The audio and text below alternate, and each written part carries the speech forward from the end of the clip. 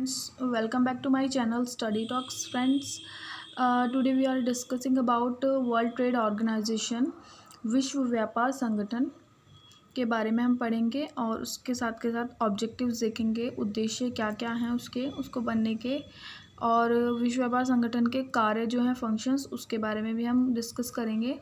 तो फ्रेंड्स, इससे पहले स्टार्ट करने से पहले अगर आप मेरे चैनल पर फर्स्ट टाइम आए हैं तो प्लीज़ इसको सब्सक्राइब कर लीजिए और मेरे चैनल को और बेल आइकन को प्रेस करिए, ऑल वाले नोटिफिकेशन को ऑन कर लीजिए, जिससे कि मेरी आने वाली हर वीडियो आपको टाइम टू टाइम मिलती रहे।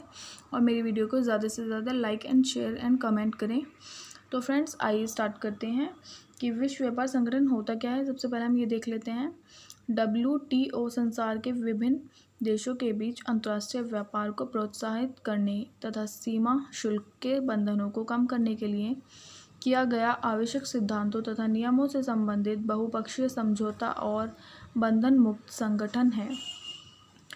तो WTO जो बनाया था, बेसिकली ये वर्ल्ड इंटरनेशनल ट्रेड के लिए बनाया गया था। जो इंटरनेशनल जो अंतर्राष्ट्रीय व्यापार है उसमें जितने भी बॉर्डर टैक्सेस लगते हैं, सीमा शुल्क जो होते हैं एक से दूसरे देश में सामान ले जाने के लिए, तो उनको कम करने के लिए, और जो जितने भी आवश्यक सिद्धांत हैं उससे रिलेटेड, इंटरनेशनल ट्रेड से रिलेटेड, उन सबको उनमें कुछ बदलाव करने के लिए, जिससे कि सभी देशों का उससे फ़ायदा हो सके।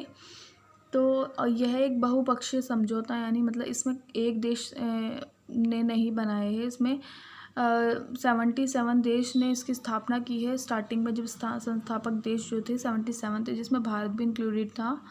तो बहुपक्षीय समझौता है ये, और एक बंधन मुक्त संगठन है। ये किसी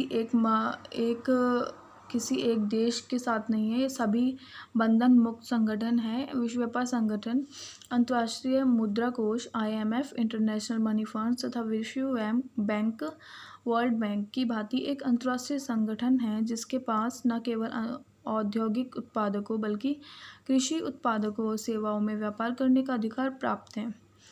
तो विश्व व्यापार संगठन जो है वो IMF एंड WB के भांति, मतलब उसकी तरह ही एक संगठन है, जिसके पास ये औद्योगिक उत्पादनों में को ट्रेड करने का और कृषि उत्पादनों को ट्रेड करने का पूरा अधिकार है, पूरा राइट है।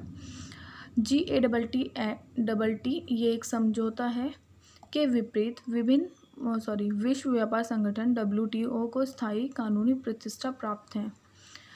GATT जो समझौता था इसके अंतर्गत, तो उसमें उसको पूरा विश्व व्यापार संगठन को स्थायी रूप से कानून की तरफ से उनको इंटरनेशनल ट्रेड करने का अधिकार है, जिसके अनुसार उनके बहुपक्षीय व्यापार समझौते के लिए नियम तथा कार्यविधियाँ हैं। उसके अंदर जो मतलब उनके जो सदस्य हैं इस संगठन के, उनके लिए नियम और कार्यविधियाँ बनाई गई हैं जो सदस्य देशों के लिए बाध्यकारी नहीं हैं। मतलब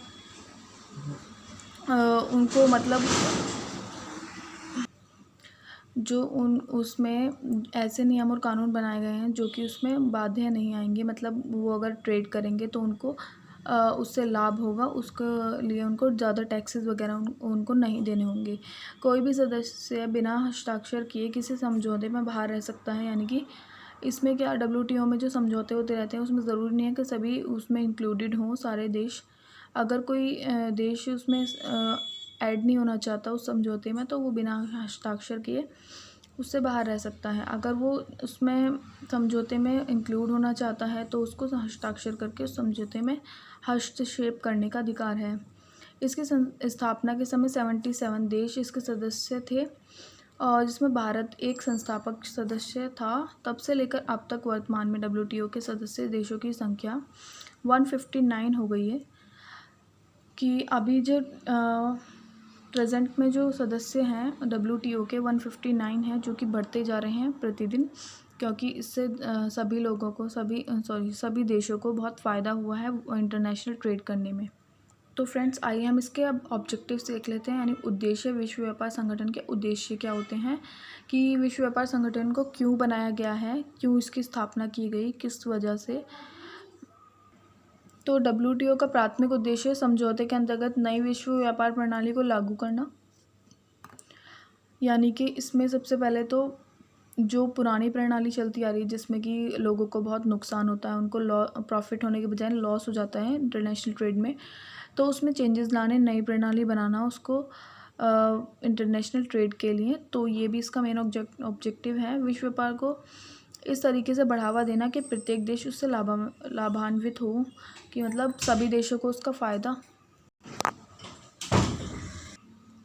सभी देशों को उसका लाभ मिल सके। ये नहीं कि जो उसके 10 सदस्य हैं उन्हीं को उसका प्रॉफिट हो, बल्कि सभी देशों को उसका फ़ायदा हो। ये भी इसका मेन ऑब्जेक्टिव है। सेकेंड, उपभोक्ताओं को लाभान्वित करने तथा विश्व समन्वय की सहायता के लिए सभी व्यापारिक भागीदारों में प्रतियोगिता को बढ़ावा देना, कि मतलब जितने भी इंटरनेशनल ट्रेड करने के जो कंपनीज़ हैं, जो भी सभी अलग अलग देशों की जो कंपनीज़ हैं उनमें जो कंपटीशन है उसको इंक्रीज़ करना, और विश्व में रोज़गार के स्तर को बढ़ाने के विचार से उत्पादन के स्तर तथा उत्पादकता को बढ़ावा देना।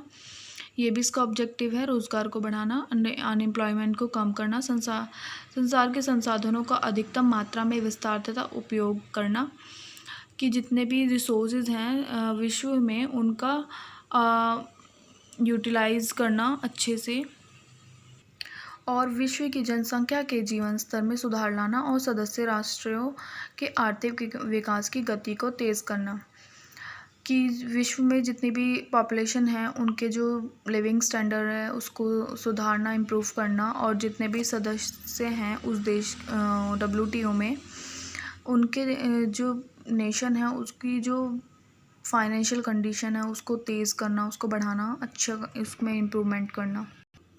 Now we comes on functions, विश्व व्यापार संगठन के कार्य। तो इसमें क्या क्या कार्य होते हैं तो वो उसके बारे में हम डिस्कस करेंगे। WTO को बहुपक्षीय व्यापार समझौते तथा उनके परिपालन को सुविधाजनक बनाना, मतलब जो भी इसमें सदस्य हैं उनके जो उनको मतलब उनके ट्रेड को सुविधाजनक बनाना, ये कार्य होता है इसमें। WTO को बहुपक्षीय व्यापार समझौते तथा अन्य संबंधित समझौते के प्रशासन, प्रचालन, कार्यान्वयन के संदर्भ में एक सहायक के रूप में कार्य करना।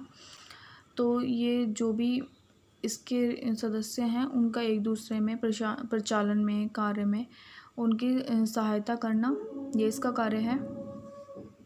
WTO बहुसंख्यक व्यापार समझौते के प्रशासन, कार्यान्वयन तथा प्रचालन को भी सुविधाजनक बनाना, जो कि WTO की जो